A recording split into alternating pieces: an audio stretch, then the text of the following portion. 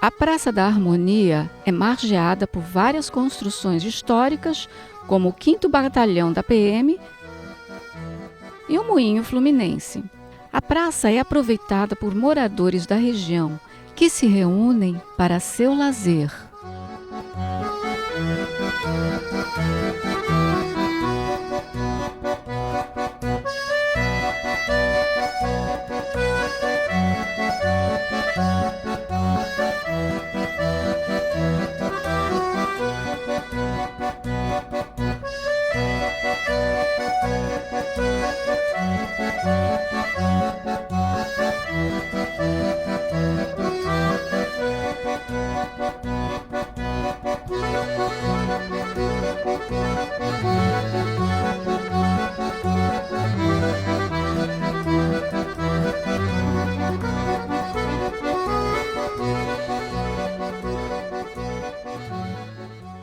Este edifício foi o primeiro armazém da região portuária do Rio de Janeiro. Construído em 1871 pelo engenheiro André Rebouças, hoje ele abriga o Centro Cultural da Ação da Cidadania. A reforma do local, iniciada em 2002, teve como objetivo preparar um espaço de excelência para abrigar a cultura e a inclusão social, gerar um tráfego permanente de visitantes num ambiente agradável e charmoso.